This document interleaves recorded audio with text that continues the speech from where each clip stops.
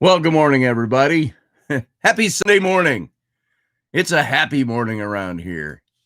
Got my coffee. Yeah, you hear the child in the background? It is an unhappy morning. She finally lost. Now, she's got her two front teeth are gone, but she's finally lost her two middle teeth on the bottom, the 6-year-old. And they both came out yesterday. And it was a fun little circumstance. Raini will tell you all about it when she's in here. She tells that story pretty well. And I happen to be sitting in here and when it happened, and she got the second one out. And so she put them in a bag or something, and now she's freaked out because the tooth fairy didn't come because she left her teeth on the living room table. So they're doing a massive search reconnaissance mission out there looking for teeth, and the little one is freaking out, absolutely freaking out. I told her, don't worry, the magic still works. I said, but then she started getting nasty with us all. And I'm like, the nastier you get, I think there's a magic on teeth. When the tooth fairy, if she hasn't picked them up yet, or if she has and she left something for you, that's going to dissipate a little bit until you calm down. Once you calm down, I think you'll be able to find your teeth. So Mama's out there helping her out. So, hey, Audrey, that's the first one I saw over there. Scotty, but I saw Steph first.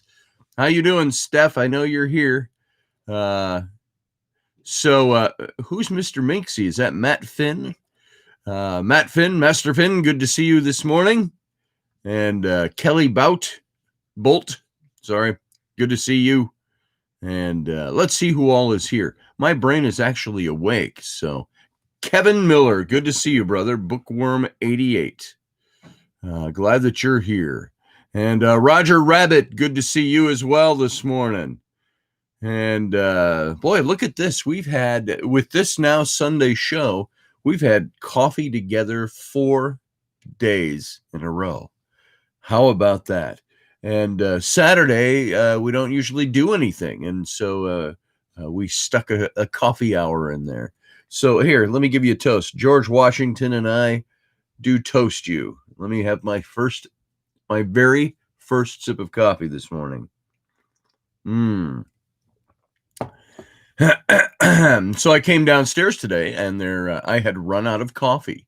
We were out running around all day yesterday doing all kinds of errands and stuff, and totally forgot about getting coffee in the door. So I had to run to the store early this morning. The Walmart here in New Richmond, Wisconsin, 8 o'clock on a Sunday morning was packed. Now, is it because it's Christmas week coming up? Maybe that's it. We're in Christmas week now, technically, folks. Christmas is on, what day is Christmas on? Friday. If today is the 20th, 21st, 22nd, 23rd, 24th, 25th is Friday.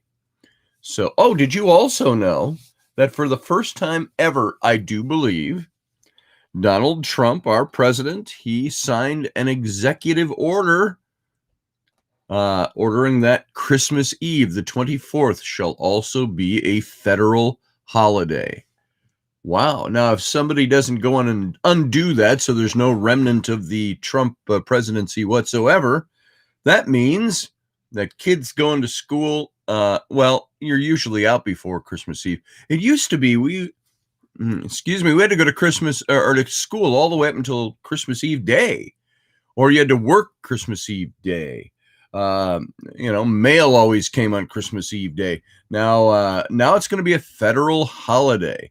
Now, maybe I'm remembering wrong. Maybe we didn't go all the way up until Christmas Eve at school. I must be just thinking of work. I've been in the workforce for 40 years, so that must be what I'm thinking versus my 12 years in school. So there you go. I can't wait for It's Christmas with Scotty and Raini Roberts. Thank you, Bookworm. Yeah, we'll probably do a Christmas show, a Christmas morning show. I told Raini I was going to get her one of those velvety Santa mini skirt dress suits things with the white fur on it and all that. Like think of Mariah Carey doing her rocking around the Christmas tree or whatever she did years ago.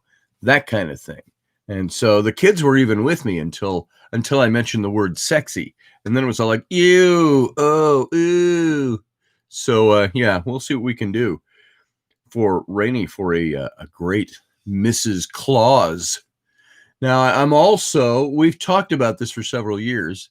I'm getting of the age where I can, if I grew out my white beard and mustache, I mean, talking, I might play a Santa Claus one of these years and do a Santa Claus thing. This year, because of the sequestration and all this social distancing and all of that, for how much you think that's efficacious or not, there was a rise of, and it's still going on because it's not Christmas yet, of all these online Santa things where you can get together on Zoom and you can, whoa, I see you over there, kind of thing. And you get to talk to Santa for a few minutes for X number of dollars. I think it was $50 or something, or $45 to talk to Santa for 5 minutes or 10 minutes. I don't know what it was. So, if I'd been thinking ahead of time, I would have grown my whole beard out and bleached it white, pure white.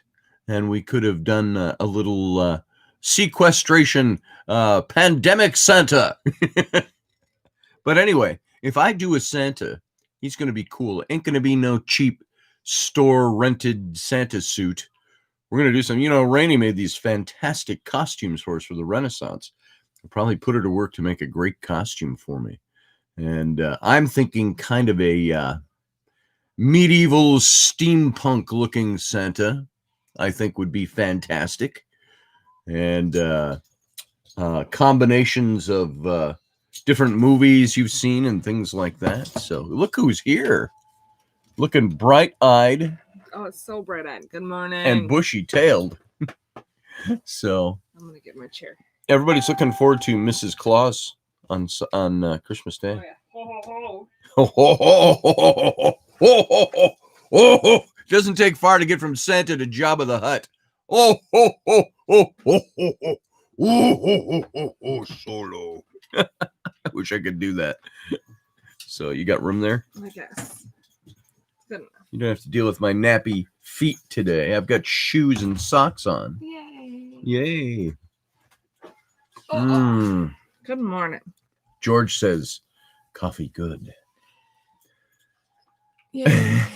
Hi. It's almost the first time looking at her this morning. I'm tired. I saw her sleeping. She's got the cutest sleep face.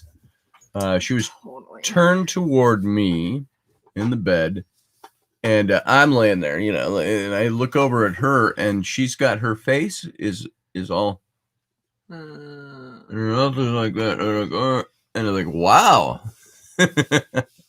you're beautiful in the morning. Totally. So, how is everybody today? What's going on? Let's see who all is here. We said some good mornings. I saw Audrey and Master Finn and Kelly and Steph. Steph was the first one here. Ooh, way to go, Steph. Way to go, Steph. And who else we got? We got Audrey came in a little later. We got Bookworm, Kevin Miller. I only say that so people know. I hope you don't revealed your secret identity, Kevin. We've got Batman, Bruce Wayne. And from the stately Miller Manor, I'm sure. And that's all I see in my cursory touch with reality and awakenedness this morning. That's all I see so far. So I'll loosen up just a little bit here. I went out. It's frosty morning, and I went out and got coffee this morning. Packed house at 8 o'clock in the morning at Walmart. Just packed. It's like, what? I got to park and walk a mile into the store. No, I thought you had like 3 or 4 coffees shoved up in the cupboard. No, I've used those all up. I used up all my bean. I ground my last bean a couple of days ago, and all I had left was the remnants of a flavored coffee that I drank a long time ago, and I saw it in the store, and I picked it up the other day, and I really don't like it anymore. I've lost my taste. I don't like flavored coffees. If I want to flavor it, I'll put in vanilla creamer or something. But it was Highlander grog butterscotchy rum flavored coffee. And it was just like, that would sound really good if it was real rum and, with something else mixed into it. I suppose I could do that anyway if I wanted to. I could start, pandering to my alcoholic side and start drinking real liquor in my coffee. If it's going to make you less crotchety, do it. I'm not crotchety. You are too. What the hell is with the crotchety thing? You're crotchety old man. What did I do that was crotchety this morning? It's everything except you're think of get off my grass. You're like, you people leave your trash all over. You people don't pick up your pillows. You people and your trash on the floor. When did I say you people last? Probably yesterday. It wasn't yesterday. 2 days ago. It's I like things being done a certain way, and decay, entropy is all around us. The universe is falling to pieces, and it starts at home. And it starts when you can't find things. It's like, why can't we find things? Because nobody puts anything away in the same place twice. Well, there's no place to put anything because we don't have. By the way, where was your wallet this morning? Upstairs in the window by the bed. Upstairs in the window by the bed. You know where it usually is? Oh, it's in a coat pocket, or it's in she had the card. So I'm looking for the card. And then I finally checked and I had some on my PayPal card. Thank you, by the way, whoever did that. I just saw I had a balance in there. I've been running a very low balance on my PayPal card lately. And I thought, I got a balance on my PayPal card, so I'll run and get coffee with that. And somebody, I think that was from, you know what? I might as well look. I'm sitting right here. We're all right here, aren't we? I'm going to let everybody in a little bit to Raini's life. Raini's World, Raini's World. So that's the theme music. Everybody looks like they're doing well, and nobody really does. And Scotty might not like me sharing this, but we don't have the greatest of finances. Money is hard to come by. And I've saved up a long time to get this freaking van we just bought, or SUV, or whatever it's called, because I have no idea what it really actually is. But I get really worried about money. Now, we bought a vehicle that needs to have work done before it's actually really ready to drive. And so we got a really good deal. And I've saved my money. I've done good. Work's not doing good right now. And money's tight, right? Because all this COVID crap. And so my wallet, I have to make sure I know where my wallet, I got to know where it is at all times. So my little wallet, it's about this big. It's green and disgusting. If it was over here, I'd show you because it's really gross. Zipper on it. Zipper. I'll go get it because I think it's funny. But I'm going to finish my story first. So I really worry about money. Constantly worried about money. I'm constantly worried about losing my wallet. Somebody's going to come in and like steal my wallet. And my jacket's usually down by the front door. So somebody could come in and grab my coat and take my wallet. Not that they're going to know that my wallet's in my coat, except now you've seen Come the video, on, so let's grab knows. this woman's coat. Yeah. My kids need a woman's coat for Christmas. Let's thieve it now.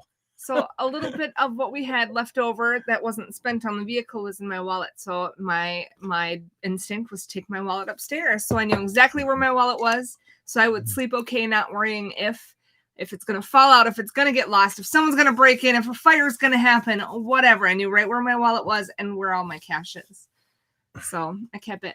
All right. Now I'm going to go find my wallet because it's gross and I want to share how disgusting it is. Oh, show us your wallet. I'm gonna.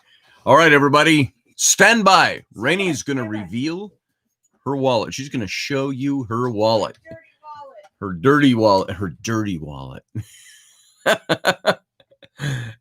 As for me, my PayPal card is what I use. And when I don't, I use our cards. We don't charge anything, really. We try to stay away from charging things because I don't like to build up any debt, especially at a time where we don't have lots of money coming in the door. And so I had my wallet, but so I was looking for the wallet where the main money is, where all my stuff goes into her account, into that bank account, and when I do bank deposits and stuff like that. And so it was one of those. You guys have your own systems of doing things. That's ours. And whatever comes into the PayPal account is clients who pay me via PayPal. And clients have been on the low side lately. So there's not a lot of cash flowing through there. So that's why I was even looking for her wallet. And it's usually one of two places. And one of my main complaints with Rainey, my lovely wife, since she talked about my crabbiness, she likes to be organized, but she's so organized up to a point. It's like mental organization. It's like, I got to know that thing you're going to do 7 months from now. I need to know what time you're leaving. It's like, I don't know. It's 7 months out. And she goes, well, a person's got a plan, you know. I want it on my calendar. I know you're doing it not until July, but I need to know now. And I'm like, I don't know now. Nag about that. Well, for it'll be like 6 more months. It'll be like flight details. Well, I don't know. I'll go look it up in a little bit. And then it's like 2 weeks later. Okay, when is this flight? When is this flight taking off? Because I know it says your flight takes off at whatever time in the morning. Yeah. Like, well, I don't know yet. Let me go look. And then two weeks later, yeah, Scotty. And of course, the last time I've really flown anywhere was when? It was before the pandemic.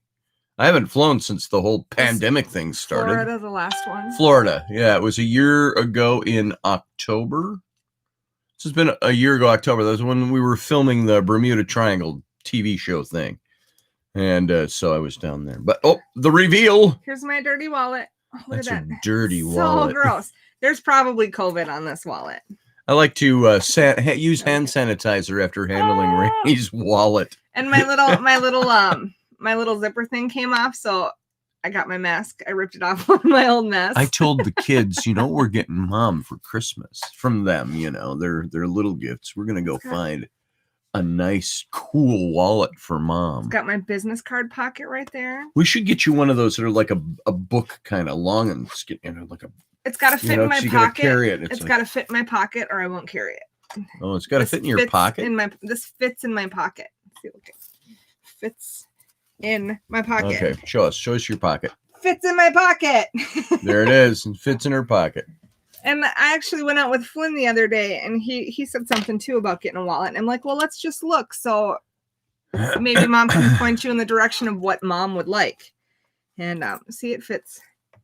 Fits all my cards. Leslie Holker uses a card case, Rainey. Yeah. She doesn't do purses. I don't. Rainey doesn't do purses. She's got a like a kid's backpack. One of the backpacks the kids didn't use for school. She goes, I got an extra backpack, and everything goes in there. Yep. So she's like, backpack. All of you parents out there that have kids, you know what that's from. Backpack. Okay.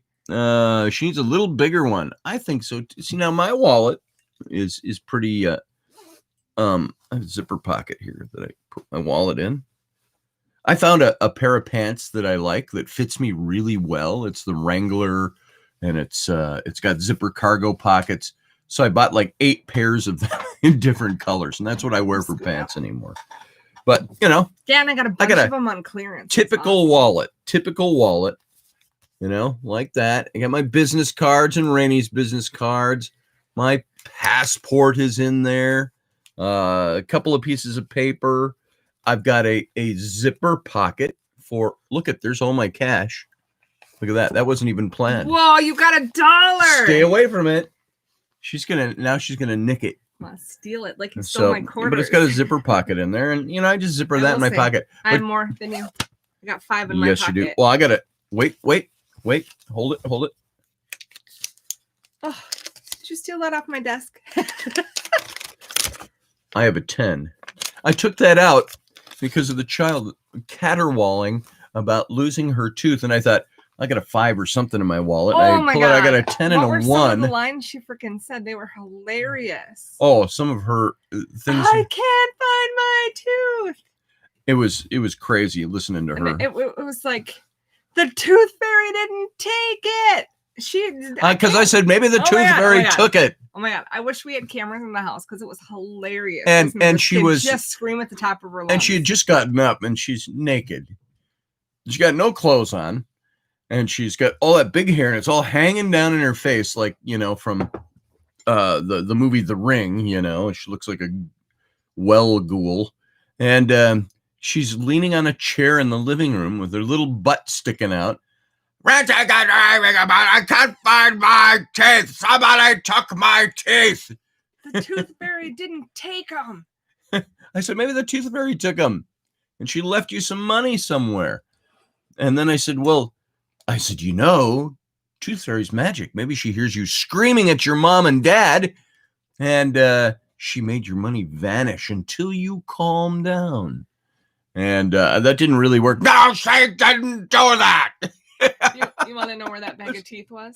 Or what? Oh, you found it on the floor by her feet. Right under her feet on the floor. Where she was yelling. It's like,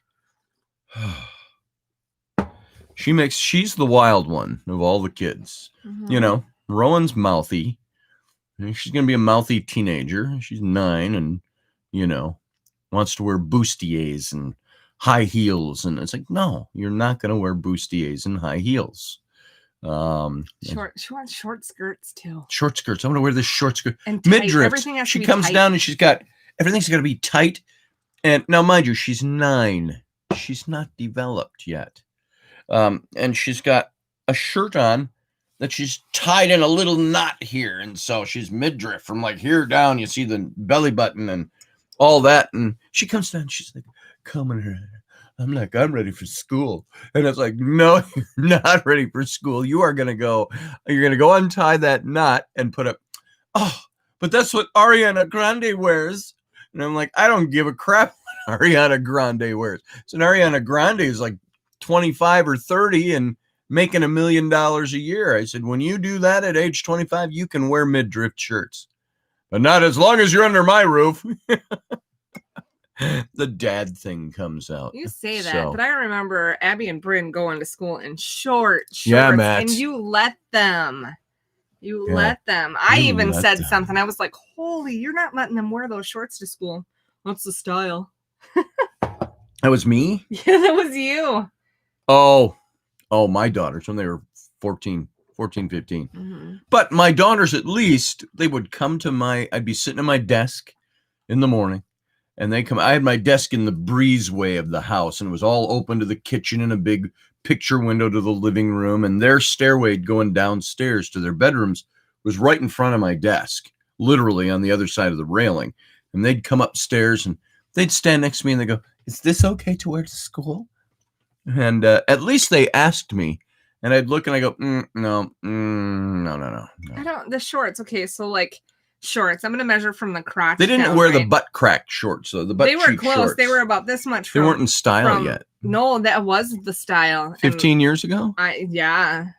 Hey, good morning, Morgan. Good to see you. And Leslie, if I didn't officially say good morning, I quoted you. I read one of your sayings posted there, but I didn't say hi. So pregnant pause. I can't think of anything to say. I can tell you about Ellie's teeth. Tell us about Ellie's teeth. So Ellie, these are her first 2 teeth she actually got to pull out because the dentist pulled out the top 2. Mm-hmm. She banged them up too much and they abscessed, so they pulled them. So Ellie's got these 2 bottom wiggly teeth and she's all excited. Yeah, that was, by the way, that I hated that because Rowan did the same thing. Rowan did a swan dive when she was like 4 off of a bar stool. Wham! Yep. Knocked out a tooth. She didn't she abscessed. Did they have to take that out? They had to take it out because it died. It turned black. It died in abscess. And so then we thought, oh, okay, well, now along comes Ellery, and Ellery does pretty much the same thing. Ellery, girl of action, you know, she is. I don't know what the first one was, but the second one, how it all started is we were walking out of Aldi's, and because of the weather change, the sidewalk was lower than the road. Oh. So when she pushed the cart stopped in her face. Oh yeah, hit bang. The cart and banged that last. And it killed her tooth, turned black again. Both of them. Hers she didn't turn pulled. Black. Hers instantly like. Hers went. One of her teeth went black. No, none of them. The first one. And that's why they pulled it. No, not at least. You said it's turning gray and black. We're gonna have to go have it looked at. It wasn't black though. Not like Rowan's got. Whatever. I don't know, but it abscessed, so you could see that like pus pouch up there, and nice. It was wiggly and it was gross. So they pulled out the second one too. So she lost both her front teeth. But yeah, she got her first wiggly ones, and she's been really excited. And let's tie it to the fridge, Mom. And she said that probably about 3 days ago, and I said, not yet. Let's get them looser. And last night she was like, okay, let's Trying do to it. tie it to the refrigerator and slam the refrigerator Yeah. door. And I'm like, okay, let's do this. And so I get the first tooth tied and get the string tied around the door. And she's pull the door standing there open. going, I don't want to do it. And she grabs the door and she's like, no, Blaine, no. She grabs the door and she kind of lets go. And then she grabs it and runs with it. Yeah. It's like 10 times. And I was like, all right, well, you let me know when you're ready. Let me know when you're ready. And I want to film it. And all of a sudden there's bang, bang, bang, bang on the door. And on our front door. Whoa, there's presents. Package being delivered by UPS. Somebody must have delivered something. And everybody went running, and Ellie had to get to the door too. No, she stayed by the fridge for a long time. And then when Annabelle and it was the neighbors, they got a package. When Annabelle and Ruby, when she saw it was Annabelle and Ruby, she forgot about that tooth. And so she must have turned and yanked it out of her head. Oh, that was it. She's, oh, it's out. It's out. Yeah. But then she had the other loose one right next to it. And then we waited a while. That was funnier. She took care of everything and she came back probably about a half hour and let's do the other one. Okay. So I'm getting her all tied up. Got the tooth tied. I'm going to tie it around the door on the fridge. And I'm handing her because I didn't want to cut the string. Because I like to reuse the string even though I cut the slime part off.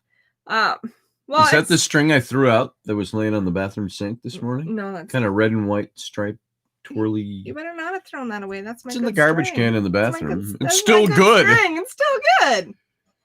That one didn't get tied. It was a purple and white one. Okay, maybe it's purple. But it's either cut off like this much of the string and then that all goes in the trash, or just leave it all tied together. Tie what you need so you can untie it and then slip off the part that was in the mouth. Anyway, so she's all tied up to the door. And I said, okay, you're ready. And she goes like this to be like, let's do it. And she hit the line. And poof. Yanked the tooth out. She goes, oh, I did it. So she didn't get to do it with the refrigerator door at all. Kind of, but not. Kind of. She didn't get to slam the refrigerator door and she just smacked it out of her mouth both times. Yeah. So it was great.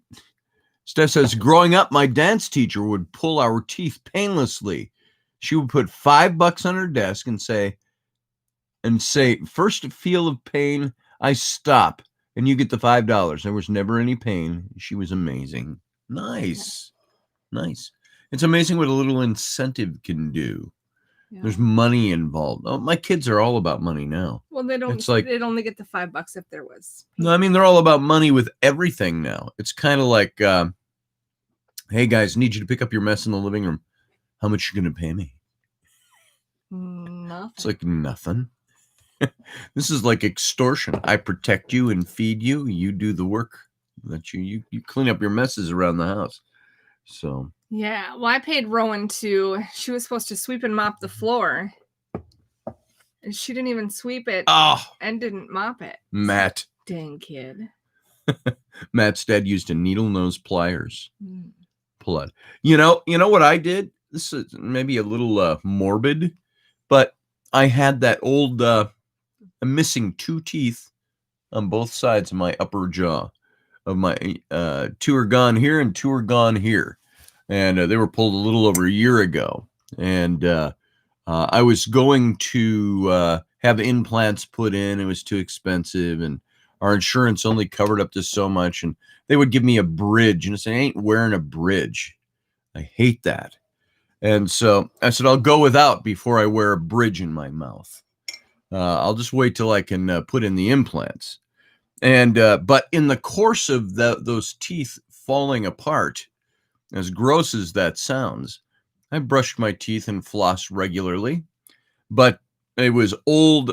One of them on each side was old fillings from when I was, like 12, 13, whatever the age was. So you're talking a long time ago, 45-year-old fillings. And a few years back, of course, the fillings would come out. You'd have to get a root canal because your tooth would start abscessing. So I had 2 root canals done. And then the one tooth, I remember we were on a plane. This is when it first started, 2007, when we flew to Washington, D.C. Raini and I felt from the pressure difference, I felt my tooth just went, I felt a mild pop, and I go, I think my tooth just cracked. And sure enough, it did, and it took. What are you laughing about? That's gross. Oh! I thought you had a funny story to go with it or something. It's icky. It grosses me and out. So it just over the years it deteriorated, and I wasn't gonna go see a dentist. I just did not want to see a dentist, and just cracked. And it was there, and then it did something where it pushed on the other tooth, and it made the other tooth crack. So I had 2 cracked teeth up here. And something similar on the other side. It was the same kind of thing, only without an airplane. And there were times where I'd be eating and I'd have a chunk of tooth come off. Or there'd be a chunk of tooth. The whole tooth is still there. And one of the cracked chunks was, you know how they hang onto the gum? And so it's loose, totally loose, just a piece of the tooth. And it's loose in there. And so, Matt, your needle nose pliers story made me think of that. I'm up there trying to pull out that piece of tooth. And, the whole time, and you got, I gotta go to the dentist. I gotta get that tooth pulled. And so, I'd get a hold of it finally, and I'd yank it out. And I'd have, 3/4 of a tooth there. And so it eventually just came to, I have to go to the dreaded dentist to get this pulled. It's like going to the land of Mordor. And so they pulled all 4 of them at the same time. The nice thing is we found a decent dentist now. Yeah. Our last dentist was kind of a dick. Who took our insurance. Dental insurance is really tough these days. Mm-hmm. So the things we do to get by. Ain't that the truth? Hey, Morning Barry. How you doing? And Russ. Where's Russ? Is Russ in here? Somebody said, oh, there's Russ. Rumors of my demise are in air. COVID couldn't get me. Thank God. How you doing? How you feeling? Russ is the owner of Odyssey Radio, folks. Russ over in the chat room. And he's the owner of the station. So I talk to him almost every day. Sometimes it's a little tiny bit. Hey, files are up for tonight. Sometimes we chat back and forth. We do some work together sometimes. And he's busy doing his stuff, setting up his new offices for the Federation and all that. So, but you're doing much better. Aren't you supposed to be dead? You are a statistical anomaly. You're old like me, or am I older? I don't remember. But you're old like me. Strike one. I don't know what else you got going on, but you were in the supposedly very high risk category. And I think it's the high risk category for getting it, not necessarily the high risk category for dying from it. And so, I hear of all these deaths, these 300,000 deaths. Maybe that shows how many people we have in this country. Now, we all know somebody. Most of us know somebody who's died in relation to COVID. But I don't see people dropping like flies around me. It's the way it's reported. It's like, don't go up because whole communities are dying. And it's like, no, I've heard of fathers and or husbands and wives dying. There was an elderly tribal council member, I believe, of, I want to say he was Oglala Sioux. It was Ruben Fasthorse put this up yesterday or the day before, who contracted COVID and died. But he got it and he went to his TP, which he had outside his house on the reservation. And he went there to hopefully heal from it, and he passed. But his wife had passed a month earlier. So we know that stuff is happening all around. We've known people that have died from it. We had somebody very early on. They think that, see, I didn't even know him very well, so I can't think of his name now. Josh. Well, he died in like March. Yeah, he was one of the first reported on the news. Now, did he actually die of COVID, or did he die of something else related to it? It was COVID. Because you said he had other lung problems or something. Well, he had asthma, and he was a smoker. And he was a 32-year-old man, something 38. like that. 38. Okay. With a little kid. Yep.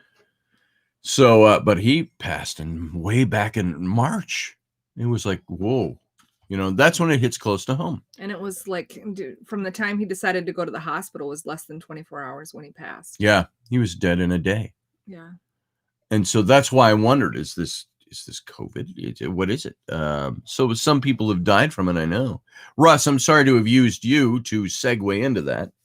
I'm so glad you're doing well, brother. That's good to hear. They're saying that most people, it's funny, for all the deaths that we hear about COVID, 301,000 now in the United States, it's still at like 99.98% survival rate. So 300,000 deaths from COVID. I think there were 300,000 deaths of people with COVID, not necessarily of COVID. So there's something that goes on. I don't know how they figure out their numbers either, but they weren't testing people at all in the beginning. So I don't know. And Matt, those people might never come to justice. But let's hope that there's a higher justice than what happens here. So, not sure where the snacks are, says Doug. I can't hear Scotty. What's with you, Doug? You come in late every day and you can't hear me every day. We like to give Doug shit. So, am I the only one who can't hear them? I think you are, because everybody else is interacting with us, as far as we know. Doug, it might be the sound on your computer, or just refresh the screen. That could be it too. Refresh your browser. Not that he can hear you. Not that you can hear me. Doug, refresh your browser. Sorry for anybody watching this show who's deaf and uses sign language. That was not real sign language. So, Doug, you're late. Where's the snacks? That's where that came in. Not sure where the snacks are. Okay. Snacks. I'm hungry. Yeah, go out and come back in, Doug. Go out and come back in, Doug. Can you read my lips? I've tried everything and I still can't hear them. Wait, Doug, wait. Hold on. Raini has a message for you. Okay, there you go. Oh, here, get it up close. There you go. Hi, Doug.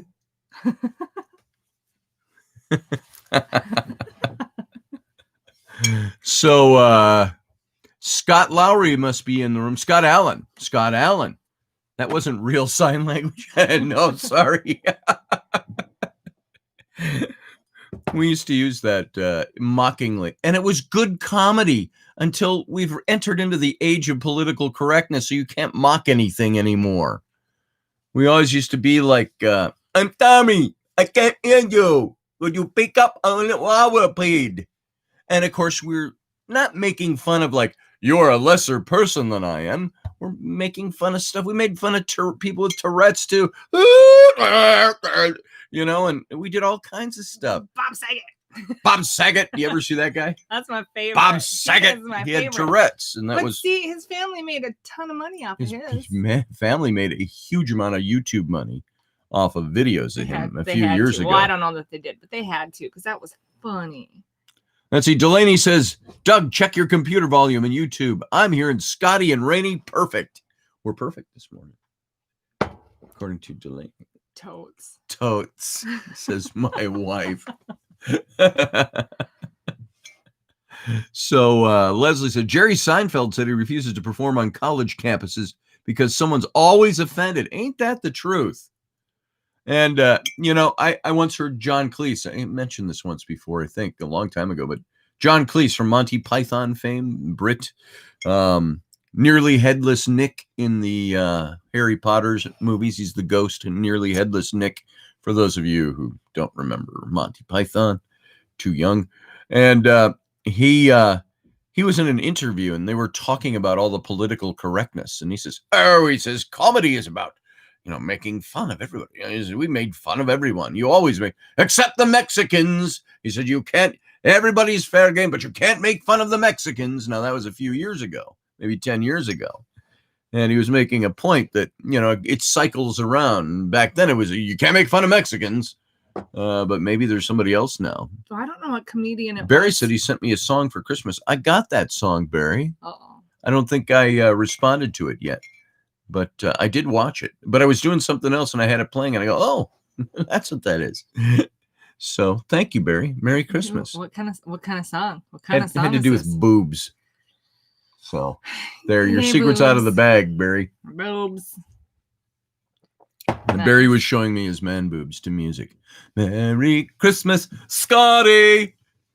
Well, I don't know if that wasn't what it was. It was something else. But it had to do with boobs. Delaney says Scotty plus Rainy equals Scaney. Scaney. There it is. Or Roddy. Or Roddy. Riscotti, and then it sounds Italian. Yeah. Totes. Renat. Totes. Whatever. We watch a lot of like kid shows. We don't watch them. We have to watch them because they're on. Well, no, it's the I've been picking out like the 13-year-old like Totes. You find those movies where it's like made for kids but still pretty okay for parents to watch because I'm really tired of watching the same freaking shows over. Yeah. So oh my God.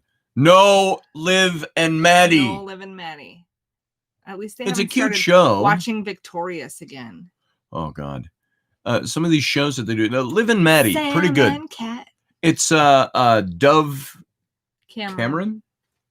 Blonde girl from she was in the Disney Descendants movie. See, and we have a total context. She was in Liv and Maddie. Context that you guys don't have. In Liv and Maddie before she was in Descendants. Yeah, I know, and she was in Liv and Maddie first, and that really kind of made her career. She played twin sisters, and she did it so well. It's hard to think that there wasn't a second person. Sometimes she does it very well. These twin sisters. And she did a lot of singing. And of course, that got her into the Disney Descendants stuff because she was a Disney kid, part of the new Disney Rat Pack type of thing. Mouseketeer. Only they don't call them that anymore.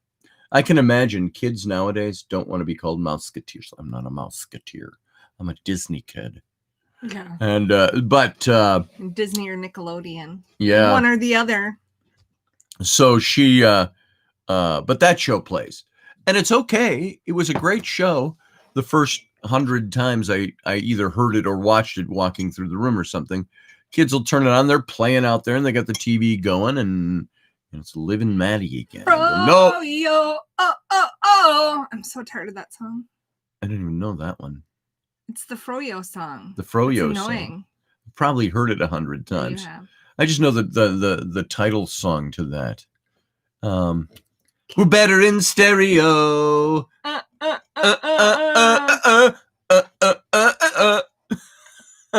So wake up with the sunshine. Starship Troopers. Your boys love that movie. Yeah, that's a good movie. Flynn watches a lot of the Transformer movies. Likes Transformers. Pokemon. Sam Witwicky. Witwicky. So yeah, he likes those. He likes the Pokemon movies. And I see Doug had success, and he's back in the room. That was way up there. Doug. There's not that much of a delay. It's just way up at the top. So yeah, Monty Python, Leslie, good stuff. Still great comedy. Doesn't get much more genius comedy than that. And let's see. And the thing about Monty Python, they didn't have to rely on saying fuck this or shit that or talk about genitals and things like that. Their humor and penises. Their humor was genius. It was intellectual humor. And that's why they were so good. And I think they lasted so long. What did you think of that what was it, Nate show? I didn't like it. There's a point where now it was funny. There were funny points in it, but it was a comedy show we watched on something channel, Nate. Netflix or something. And one of the stand-up comics doing a live show. I didn't like it. There's times where hinting at dirty is cool and it's funny as hell. There's times where it just continues on and Nate, I start to feel it's Nate, a one-man show. And now I am no prude. You know me.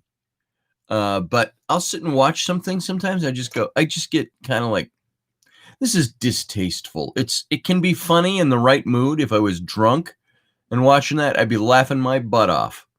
But I'm watching it with Rainey the other day and we're laughing and there's a lot of laughing mixing with, oh my God, I can't believe she just did that. What? And What I find funny is my mom really liked the show. Her mom liked it, put her onto it. And so I'm watching that and I'm like, after about, we must have sat through about 20, 25 minutes of it. And then we got a phone call. Got a phone call and it ended. I was just as fine with that. I was like, there's a point where okay, how do you describe this? I felt dirty about it. It'd be like, not like I did anything personally wrong or I was disgusted because I'm a prude. Oh, I can't believe her ankles are showing. It's nothing like that. It was just like after a while you just go, this is just dirty for the sake of being dirty. And I had after a while, it's like watching violence and gore in a horror movie. It's like, I want a horror movie to be like a thriller. I want it to carry me away psychologically and psychologically scare me. Watching people get cut up with chainsaws 8 times in a movie or different ways to maniacally kill someone. After a while, you watch that stuff and you go, I'm not desensitized to it. It's like, I don't care. It's like, I don't care. I'm just watching this to watch creative prosthetic killings. And so it doesn't do it for me. Yeah. So Life of Brian was really fun. Morgan Snow, I liked the Life of Brian. What was the Life of Brian? Life of Brian was like it was a time of Jesus, and he kept getting mistaken for the Messiah. I don't think I remember. That was a good one. Michael Palin played. He did the great Pontius Pilate with a lisp. Nice. So throw him to the floor. Throw him to the floor, Centurion. Throw him to the floor. And then he would say, well, we'll see what happens when my friend arrives. Bigus Dickus. And the Roman soldiers would start snickering in the back of like, he goes, what did you find funny? He says, did you laugh at my friend's name? And the Roman soldier's staunch face, and he goes, what do you do when I say Bigus Dickus? and what else was there? And he says, well, that's nothing. His wife's name is Continentia Buttocks. So you see, that's the kind of humor Monty Python had. And John Cleese played the big centurion. And I love the scene with the Romans go home in Latin on the wall. And John Cleese catches him, Brian, doing that and makes him fill the whole wall in the middle of the night to give him a Latin lesson. And so it was great stuff.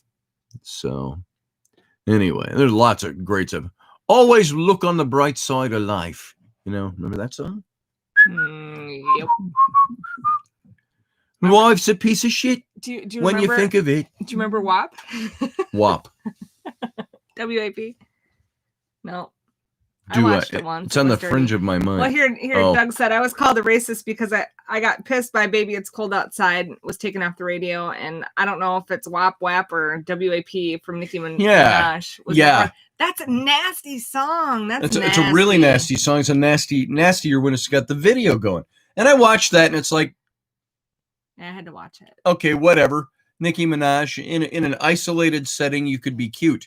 Doing this like you're doing it, singing for teenagers like that, it's unquestionably, in my book, foul.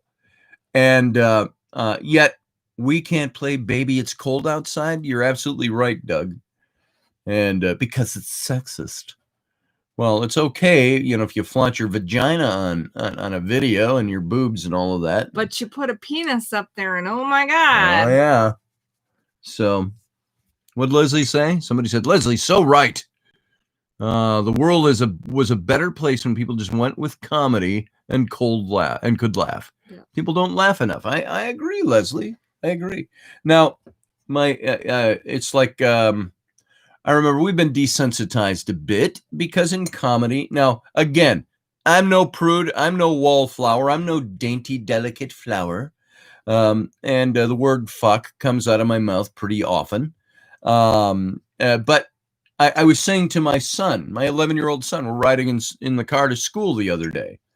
And Ellery spewed out something about this and this and the fuck that. And I go, I said, we don't use that word. Now, that's a parenting thing. That's a family thing. 6-year-olds going in kindergarten ought not to be spewing out the word fuck. So she heard it somewhere. Gosh, I wonder where Blame it she on me. heard When's the that. last time you said fuck? You're such a Randy Sailor. And but anyway, I like how it gets blamed on me. yeah, it gets blamed on her. Well, I even picked it up from you. I didn't say the word fuck before you. Uh-huh. But it's okay. It's like I was explaining to Flynn. Ow, ow, ow. See what I mean? Ow. That's the one that's the delicate one. So we're riding to school, and I tell Flynn, I said, fuck is an okay word.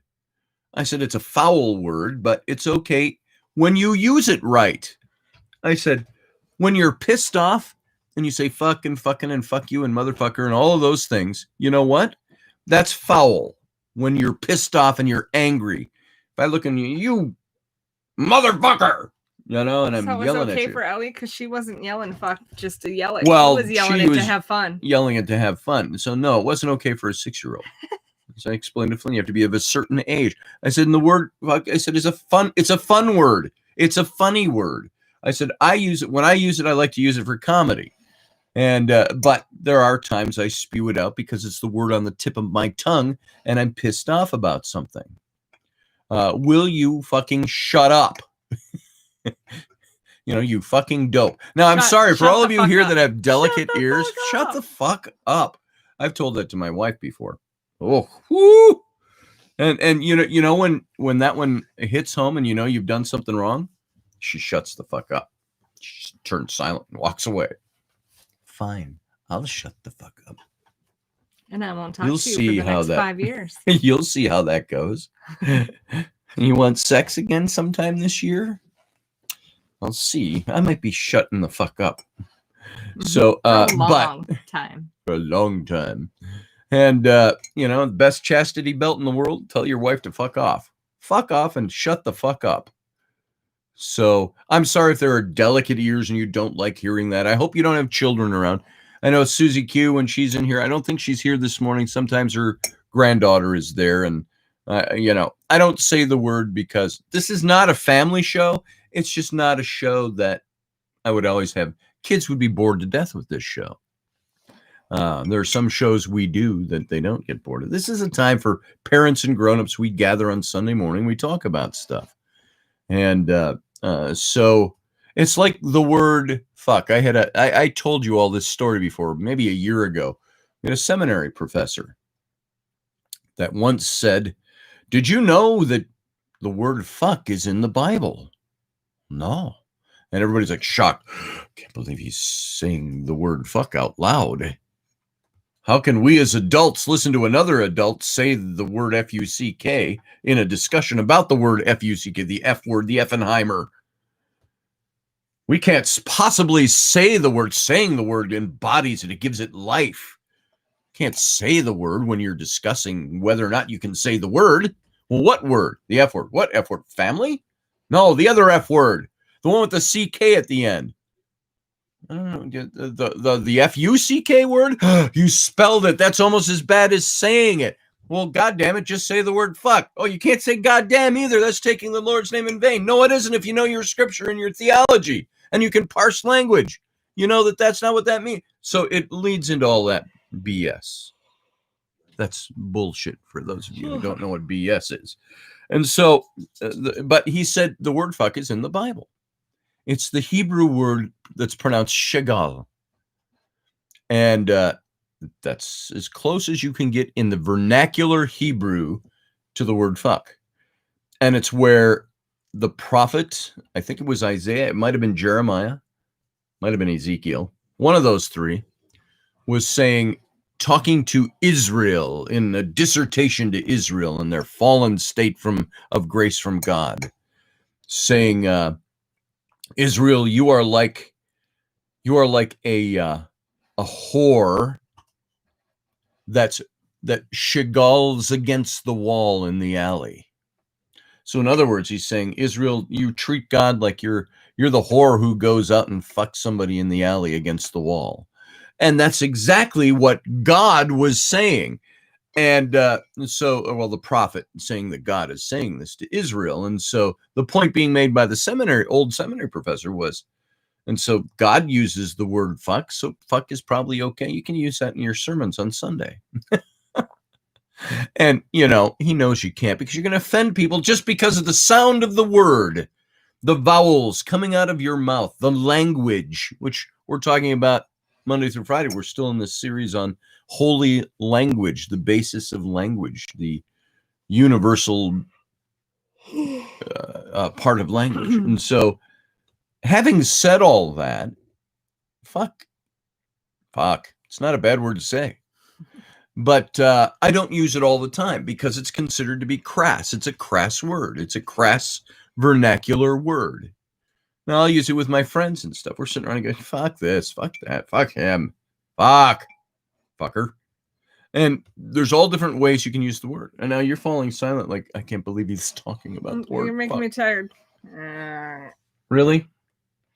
No, I'm getting tired. Though, here, I'll sit back. You should take over. You make it exciting. Moving. I get tired from just sitting. I got to be up and moving. I never comply, says Doug Stack. When my mom drops the F, we know she's had enough. Right, Matt? Ain't that the truth? I cuss horribly bad when started. I call it speaking tongues. That's a good one, Doug. Leslie, Steph, my mama used to say, I never swore until I had kids. Oh, ain't that the truth? What are all the other things you've never done until you've had kids? I've never chased anybody around the house with a spoon before. Yeah. Oh, that happens now. You got a wooden spoon chasing a kid. You ever imagine yourself 20 years ago chasing a kid around a house with a wooden spoon? No. That's just cruel. I will never spank my children. Raini went through that phase with me. See, I'd already been a parent for 15 years when we got together. 14 years. And now I didn't spank my daughters. They were perfect angels. Were perfect angels. They never did anything wrong. They defied me sometimes, but they never did anything wrong. Sam was another totally different. We used to spank him in the morning. Come on for your morning spanking. This is just preliminary. Let's just get it out of the way. A few times where I felt Sam really ever deserved a spanking was when he hit Mocha, my Chihuahua, across the yard with it was like a racket. Hockey stick or something?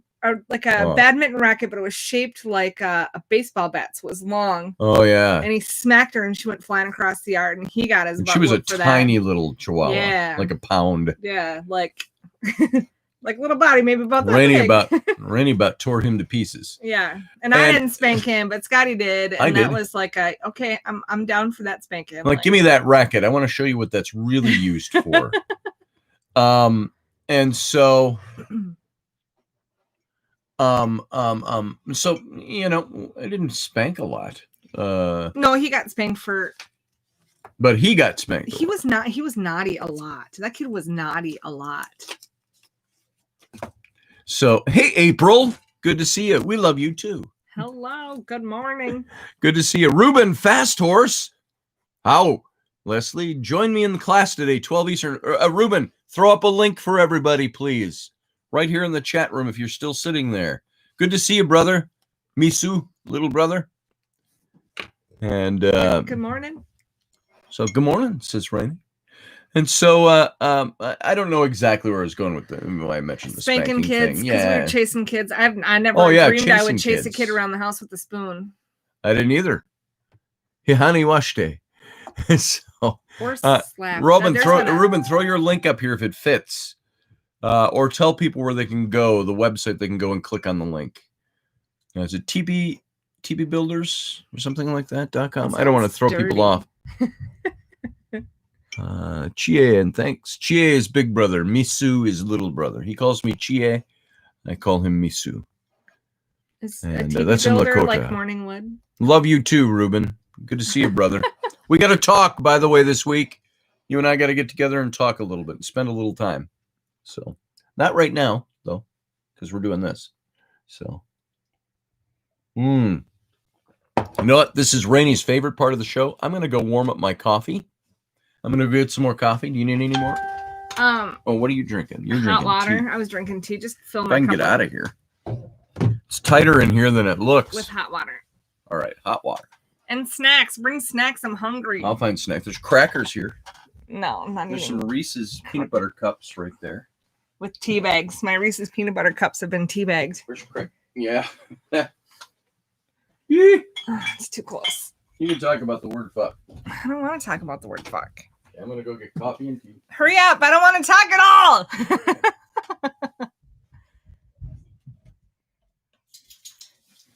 Good morning. Now everybody's going to come in, I think. Hi, Stinky. You can come over. What does she have? I don't know. What do you have? She just got it. Oh. Go get him. He dropped it, whatever. What? I have your phone. No, you may not have my phone. Have you started to clean your room yet? Oh. Seriously, look at me. Open the door. Open that door, son. I hear you out there. Okay, so Flynn has not cleaned his room in like 3 weeks. It's been to the point now where I've told him, if you do not have your room clean by Christmas Day, you will not open your presents. I'm pretty sure we're going to have one ticked off 11-year-old on Christmas. But he has been banned from phones, from TVs, from computers, from any electronic device whatsoever that can turn on and entertain you. It's all off limits. And he just came in and asked for my phone. So that means he is taking complete advantage while I'm in here, while Dad's in here, and he's messing around on devices. Dang kids, man. What do we got going on over here? Yeah. Let you borrow the Flex, please? Yeah, actually, Doug, the Flex really isn't drivable until we get it fixed. I know that sounds really bad. We got to do something with the driver's wheel. I think it's a ball joint or something. But once that's fixed, we're good to go. Then I can take you for a ride. Pick you up. We'll go road trip somewhere. Let's see. Yeah, phone. No on the phone. Flynn's socks are not walking on his own. I cannot get the child to change his t-shirt, but I can get him to change his socks.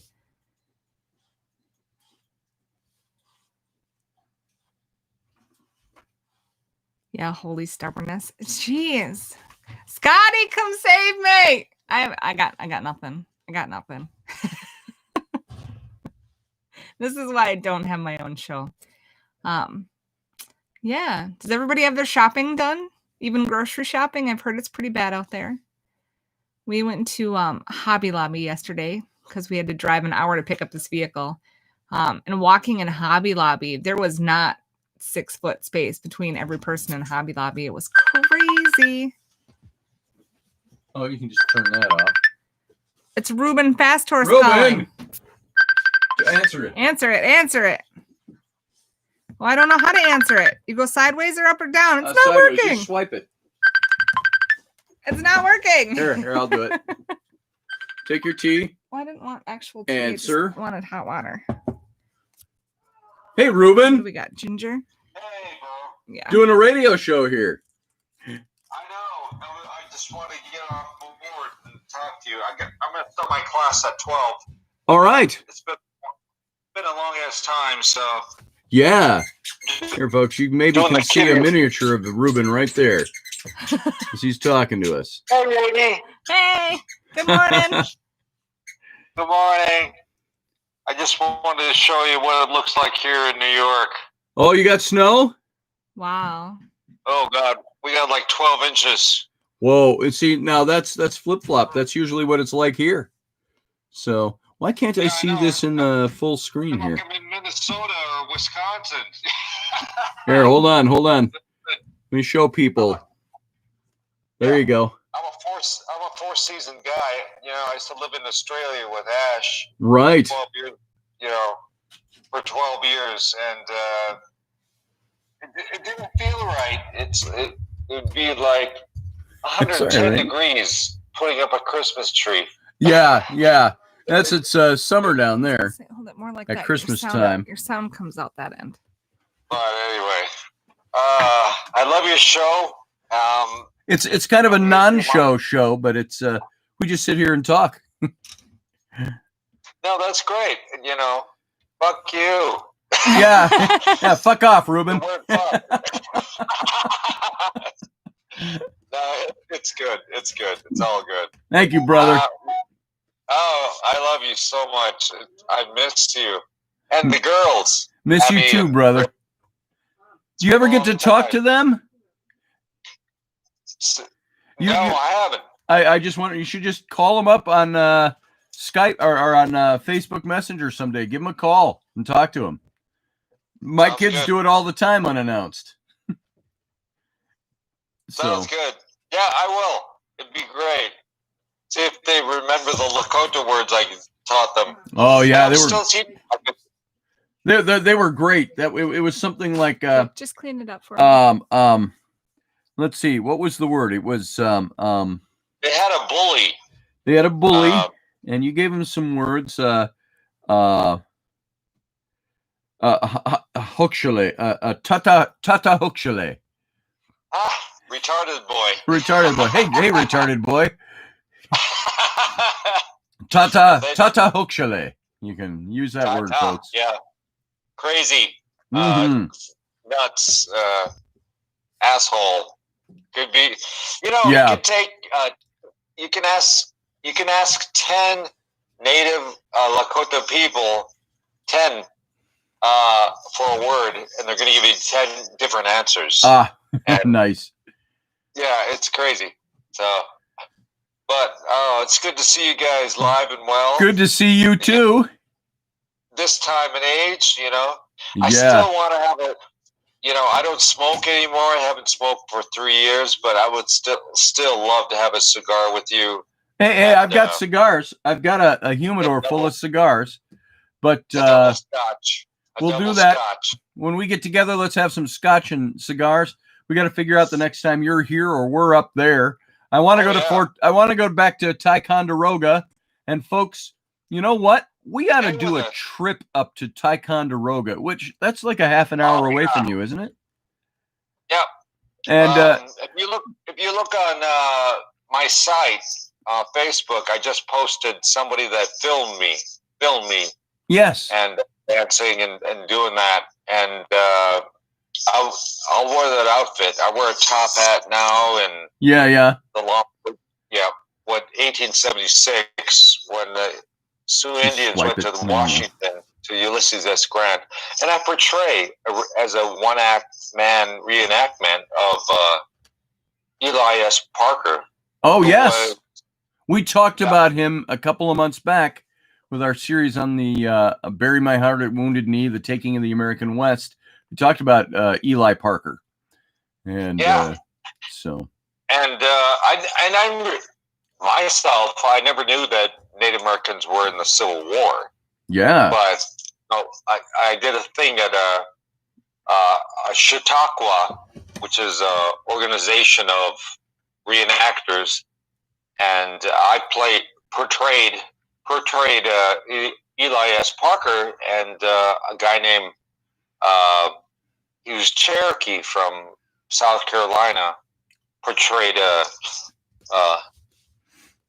Colonel Stan Waddy, and then a guy from Flint, Michigan, of all places. Yeah. Who played George Armstrong Custer. Oh yeah. So you know, we got into garb. You know, we got dressed up, and then I walked in, and I said, "Good morning, General." And then they looked at me and said, "Good morning, General." And then we looked at the other guy and said, "Good morning, General." General? Good morning, General. General. Three generals. So, and then we did a thing, you know, and I had to study the Tonawanda language, which is the Seneca language that he was from, and the history, and talked about that. And I did it 2 times. It was great. It was just, hey, Ruben, wow. Do you have a link? People are asking if you have a link to watch your show at 12, or is it that big long one? Or? Me on Facebook, they go to Ruben Fast Horse. I posted it last night. It's just Reuben, like the sandwich, Reuben, fast horse, quick and simple. It's going to be there. And just go to my Facebook, and you'll find it. And there's a link he's got on there, folks, where you can go listen to and that's in, that would be noon your time, so that's 11 a.m. Central time. So that's about 45 minutes from now, 47 minutes from now, folks. You can see Reuben. Please join us. We got people from the UK, Germany, France, Portland, Oregon. Scotty's my older brother. I love him. I'm going to adopt him. Yes. Punkawa, Indian way. And he's going to have an Indian name and a feather. That'll be interesting. It'll be very honoring and interesting to see what you come up with for my name. So, because he gets to name me, folks. So, thank goodness Doug Stack does not get to name me my Indian name. You got people who will be sending you friend requests on Facebook from here, from the chat room. That's right. I got so many friends from you, knowing you, connecting with you, Leslie Holker, and so many others. So Teresa, and I know there are many other people. Reciprocation, it's just really good. I wish that you lived closer. I don't know how much you like New York State. I wish you were back here in this area. We could spend more time together. I will say this: we have this, and that's just as good. But I love New York. I'm done with the Dakotas. I lived in Wisconsin, and Milwaukee. Lived in northern Minnesota. Visited Montana many times, Wyoming, Nebraska, whatnot. I'm done with that. So it's great. It's great to be in the woods. I was just telling my woman Susie, my lady, that the woods is prairie boy. It's cold here, snowy, whatnot, but I love it. It's great. Yeah, you're part of the what they would call the great horse culture on the plains of the United States, so what is now the United States, and so the Lakota. And are you Lakota? Are you Oglala? Or Oglala and Lakota one and same? No. There's 7 bands of Lakota. There you go. There it is. Oglala is like taking a pepper, like ground pepper, and you oglala. Okay. Your steak, you scatter. So they're called scattered among their own. They're made up of many different Lakota people. Yes. Coming together. But I'm Hunkpapa. Hunkpapa. Hunkpapa, and people think it's Hung Papa. That's the line you use anyway. How you doing? What it means is those that camp at the end of the horn. Okay. So at the tip of the horn. All right. Is that where we camp, and like the little bighorn, where we're the only people, and the Seminole are the only people to defeat this country, military. Yeah. People don't know that. The Sioux and the Lakota Sioux and the Seminole are the only people to defeat the U.S. government militarily. Other than that, there's nobody that's ever defeated the military government. That's right. In warfare. That's right. So the that, little bighorn, the greasy grass. That is where. Thank you. That is where the Lakota, the Sioux, defeated the U.S. Army. And Custer, of course. That's only because they had a Sundance. They had a Sundance there where they would meet annually and come together as a tribe. I mean, 7. We call it Ochedi Shakowi. Ochedi Shakowi means the 7 nations coming together to pray. And then Reno, Colonel Reno, and I forget his other name. they let Custer go.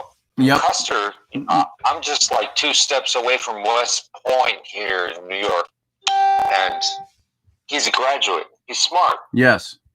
No doubt. But Custer decided to ride in. He was so used to going down to Kansas and rounding up Indians. Right. Well, he was an arrogant son of a bitch too, and he thought he could do. Well, he thought he had all the power. And I'm not going to say that, but I'm going to say that he was aggressive to be. There you president. go. Yeah, and you can say both. Really, you won't say that. I'll say that. I'll say that. Didn't those who defeated him also, knowing he was an arrogant son of a bitch, also honored him to a certain degree because of who he was and what he did? I mean, they defeated him. They definitely wanted him gone and dead, but they also, there was some honor. They held respect for him for being a soldier. Right. So you're right. So that's the whole point. I guess the whole thing is just being Lakota, being Native American. We never trusted this government. Right. And we don't.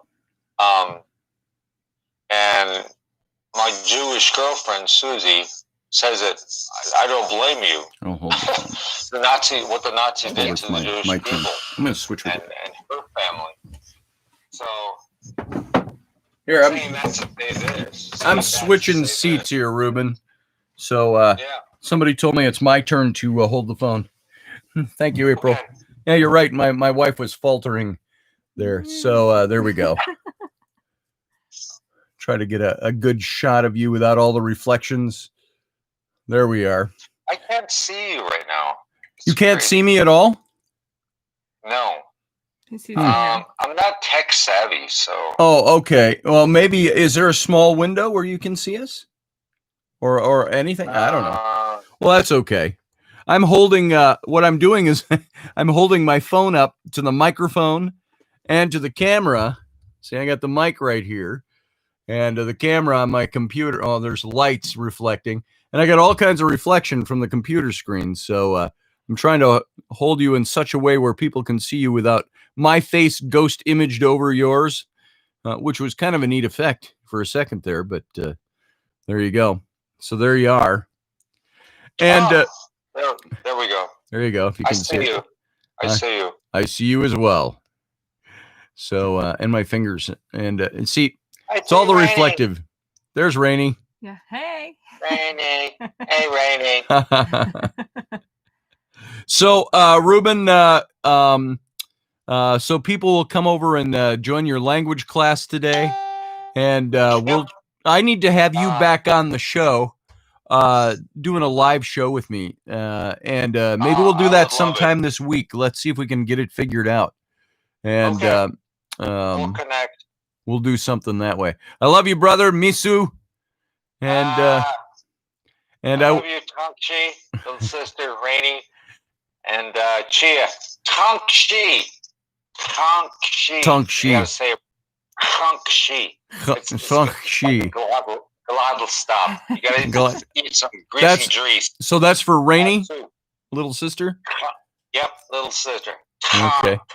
Tongchi. Little sister. And Chia is older brother. How do I say sexy bitch in Lakota? You would say Shunky Washte. Shunky Washte. Yeah. Yeah, baby. Sounds dirty and not very yeah, baby. Shunky Washte. Which literally translates to hot vagina. Oh, there you go. That works. He puts his hand over. I can't believe I said that. Shunky Washta. All right. I'll use that one. Ruben, it's good to see you, little brother. Misu. And I will talk to you either later today or tomorrow. Let's get together and let's figure a couple of things out.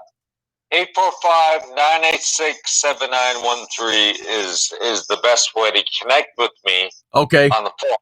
Fantastic. And then we'll get online. You all got that out there? Yeah. All right, brother. I love you. I'll talk to you soon. Bye-bye. All right. Let me find the off button right there. Boom. All right, guys. That was Ruben Fast Horse. So I hope you enjoyed that. That was nice having Ruben come on for a few minutes. It was. It's always nice talking to Ruben. And as we've mentioned before, he and I have a book we want to do, but I got to finish the one I'm on, which I'm trying to do. And then he and I want to write a book together. And I've got a couple of other books I've been asked to write. And so it just gets pretty wild.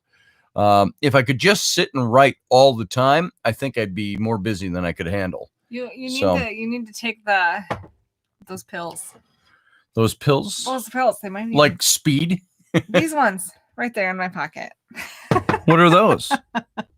That's the pharmaceutical version of whatever. I guess it's like meth, but it's one thing off of meth, but it's legalized and you can get a prescription. Where'd you get these?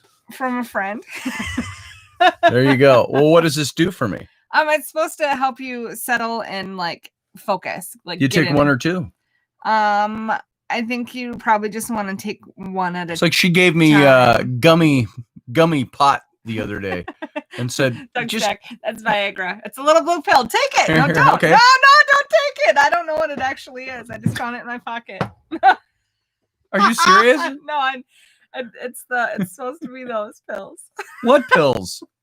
Oh, it's those pills. No, not those pills. It's the ones I got. They're I can't think what it is. It says Lynette. It's supposed to be. So is it safe for me to take? It should be. There you go. We'll take it. We'll see what happens. My wife. I mean, now we're gonna have to go to the hospital. My wife gave me these pills. My wife gave me these pills. She said it was to give me a boner. But boner. I said boner. Yeah, vernacular for hard penis. Adderall. It's Adderall. That's what it is. Adderall. Isn't that for like psychotics or something? Or for kids who can't focus? It's for kids. It's for 60-year-old kids who can't focus. I thought like kids who are there, you saw it here first, folks. I took drugs from my wife's pocket. We'll see what it does. Well, is it Adderall or like Adderall? It's supposed to have the same effects as Adderall. It's Adderall. Adderall is supposed to be for it's generic Adderall. ADHD kids and stuff. They give it to them. So, hey, good morning, Susie. If your grandkids are there, you could see them having Scotty taking illicit drugs. It would be inappropriate. No, it's something from my wife's pocket, complete with lint. Yes. So it's for kids who have ADHD. It gives adults super energy. Woo! You better be ready this afternoon. I'm going to have super energy. That kind of, it's a focus. It's a focus. Oh, I'll be focused, all right.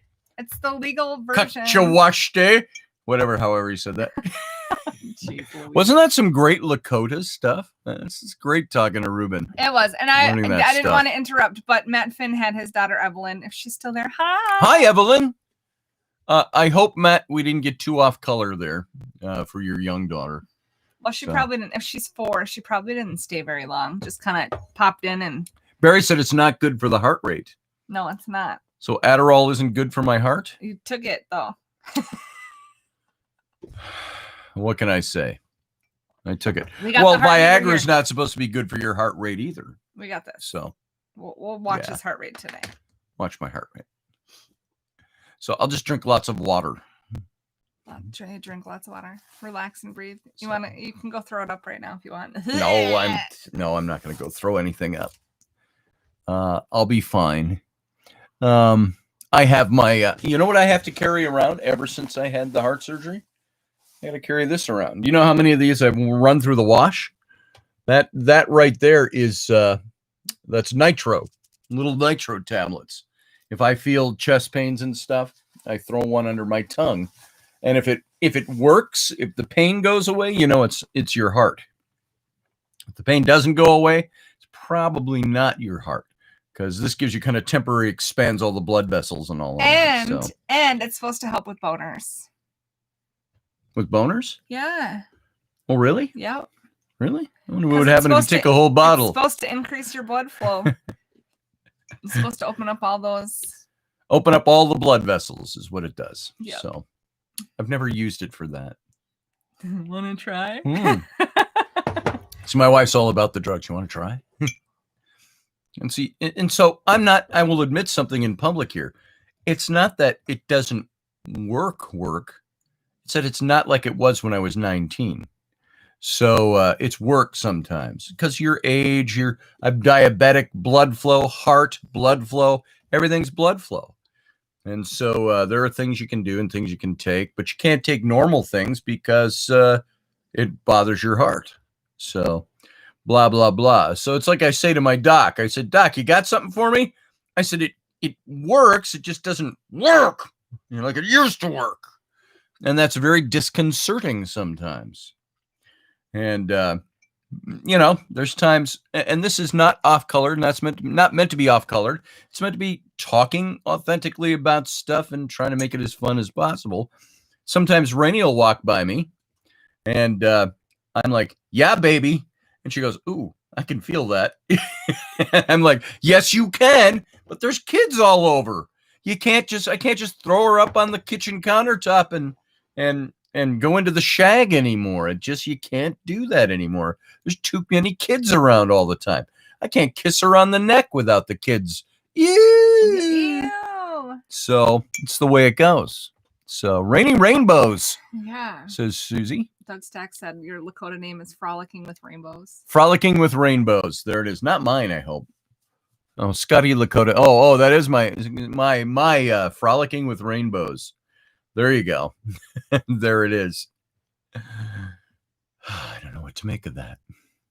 But I think that's going to be neat. There's going to be a day, if we weren't half a country away, Ruben and I, he had said a long time ago he wanted to adopt me into his family, into his tribe, and do the whole ceremony. And he's got to take it through the elders and so on with the tribe and his reasons, and he names me, and there's a whole, and I would become officially and legally a member of the Lakota tribe. So I think that's very interesting. I'm looking forward to that day where we have a chance to do that.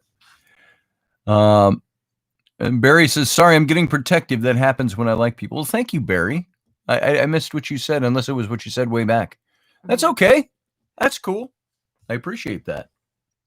So, and I've taken things that are supposed to make my heart rate race as well, and before, and other things, and it's just like I'm fine. So I don't know if that's what I have to watch out for or what.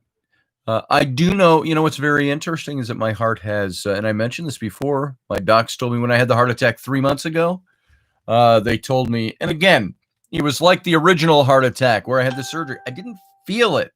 I felt it here, and I felt a little, and I got a little sick to my stomach, but I was normal. It was just like, I'm catching something. I had the flu or something is what I thought.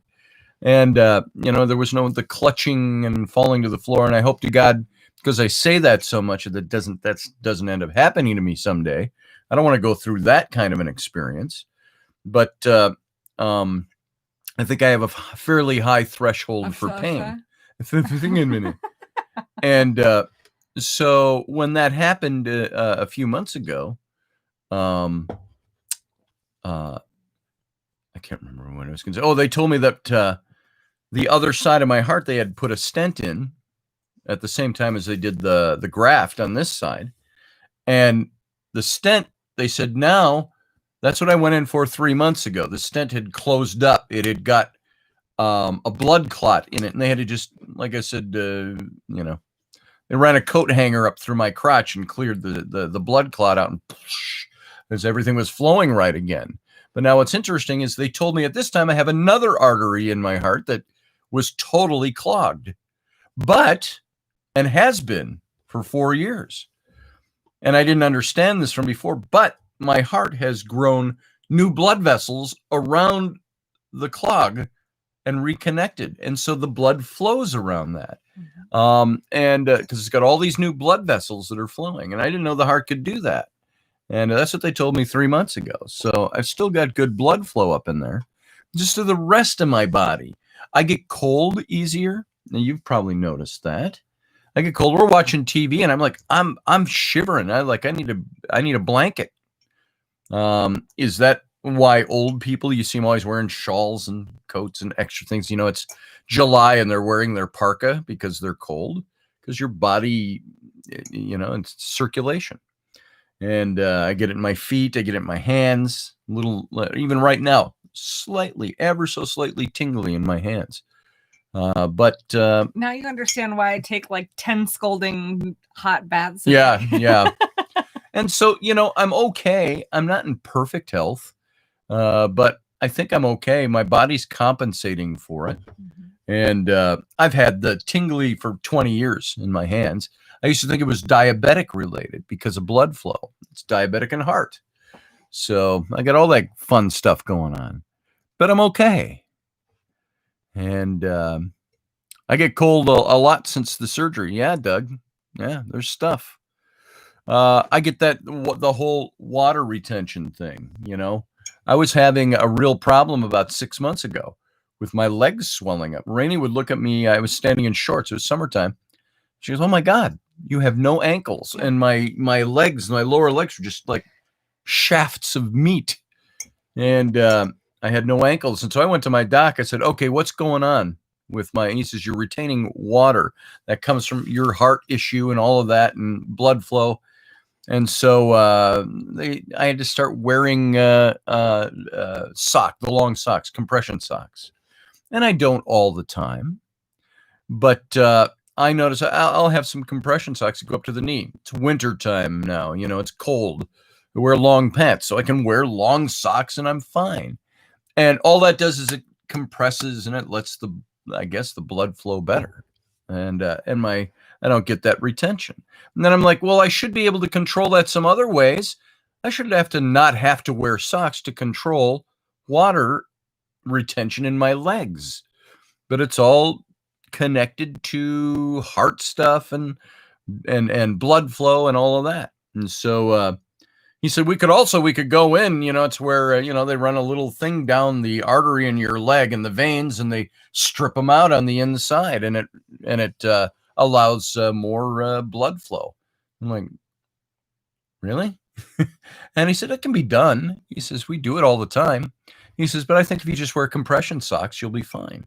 But I don't always want to wear compression socks. So go get the thing done. So I met Raini. I was barefoot all the time, in the summer especially, unless I had to go somewhere.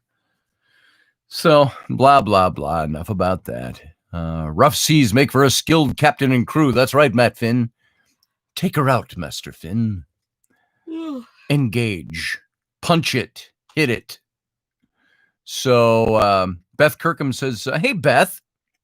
By the way, my dad is cold at the time. 102 in Arizona, and he sits outside in the shade. But still, yeah. Well, maybe he just want to work on his tan. And I have found that I like warmer weather more now than I used to.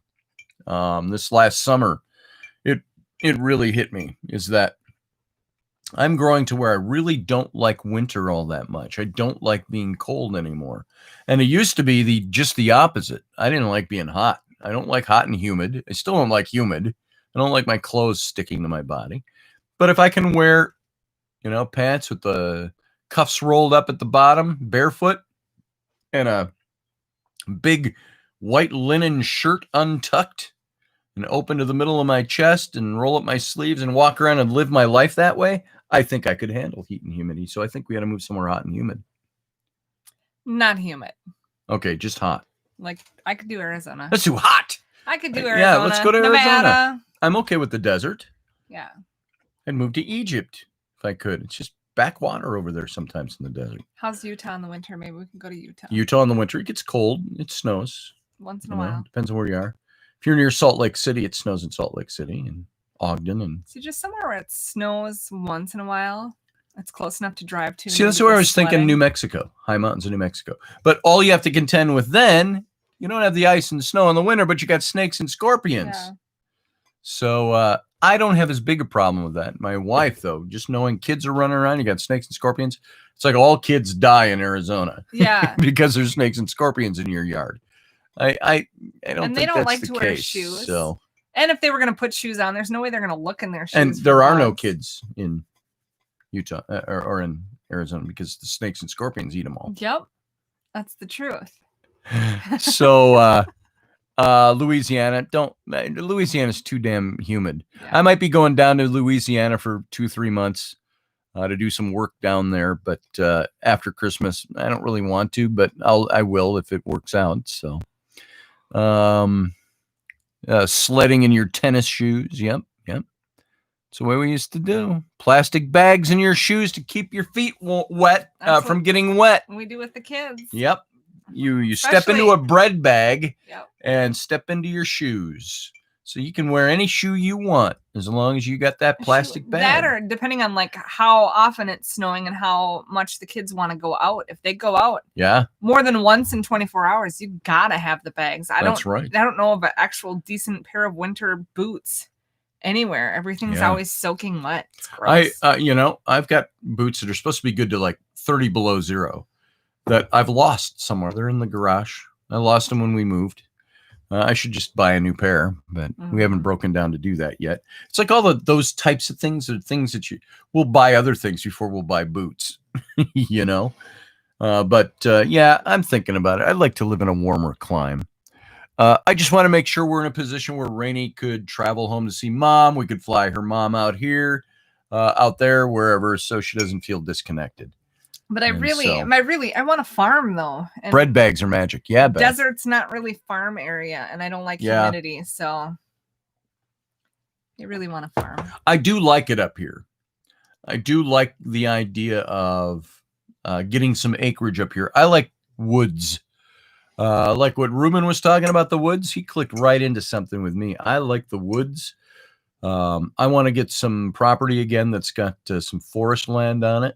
Yeah, I miss living I'm not talking about being able to just walk out in the woods. 100 acres. You could have 10 acres and have forest on your land. You could have 5 acres and have forest on your land. We had just about 4 acres at our house in Somerset, and it was mostly forest. 3 of that 4 acres was forest with the big forest ponds in the middle of it, and that was great walking. You could walk out on our own. We had just under 4 acres, like 3.9 acres, something like that. And you would walk away from the house back into the woods. You couldn't even see the house. Yeah. But it was great back there. And it was huge. You think you go to somebody's house that's got a big yard. That's usually 1/8 of an acre. 1/4 of an acre at most. Rarely do you have full acres like in the city, suburban. But think about that. If your standard big yard is about at most 1/4 of an acre, imagine that times 16 and filled with trees, and that's what we had. Trees and chickens and chickens. Yeah, we had our chickens out there, and we had all kinds of animals out there, fox and raccoons and turkey, and you name deer, of course, obviously, coyotes, bear. We had to be careful of the bears sometimes, but they stayed away from lions and hyenas. Lions and tigers, hyenas. The hyenas were the worst. You'd hear them laughing all night long.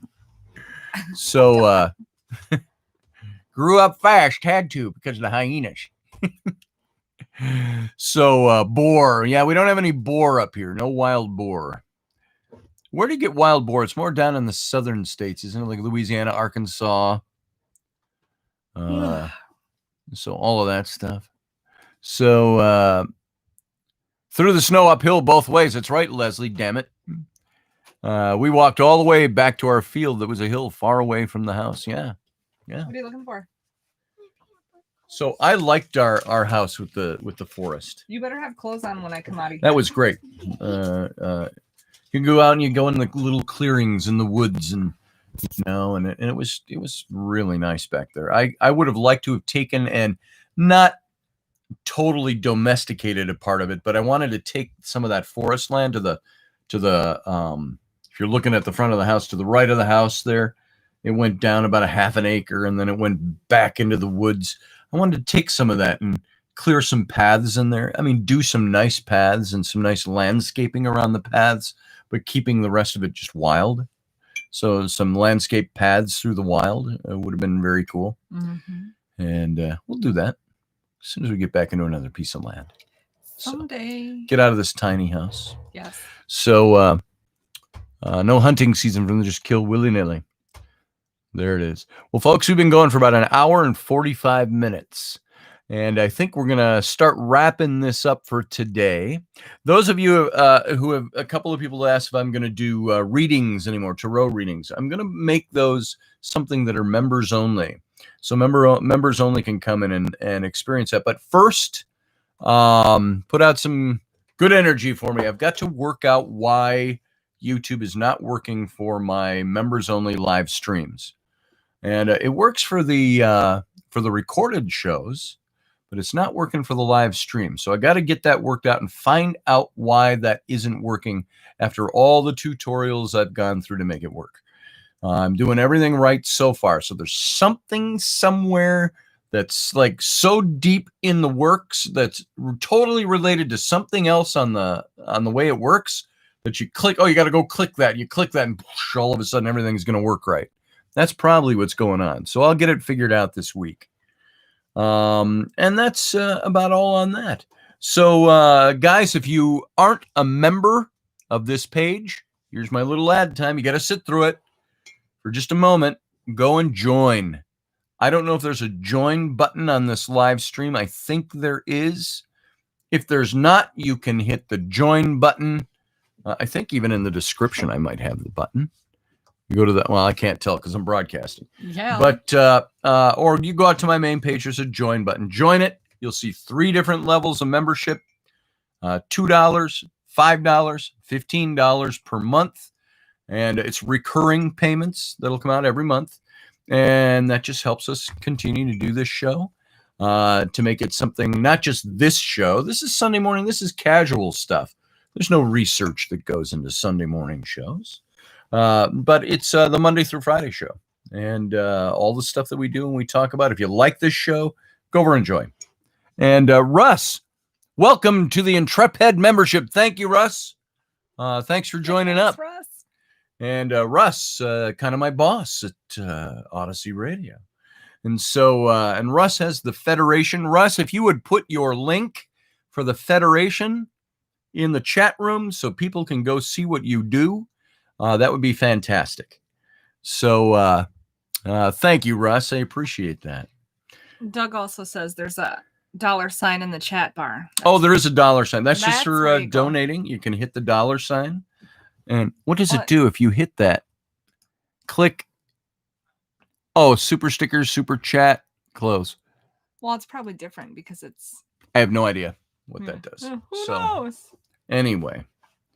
So, folks, thank you for being here. We'll see you Monday through Friday. You can catch us in audio over at Odyssey Radio, ODYSY1.com. And you can catch us here for the video simulcast and the live chat room. Even if the show is pre-recorded, the chat room is live during the show. 9 p.m. Central Standard Time. I always join the chat room, even if it's pre-recorded. If it's not recorded and I go live, I usually don't chat too much because I'm talking. So come on over, catch the show, 9 p.m. Central Standard Time, Monday through Friday. And we'll have maybe a couple of morning coffee hours this week. We'll see how that goes. The only way I could do that every day is if this was my full-time job.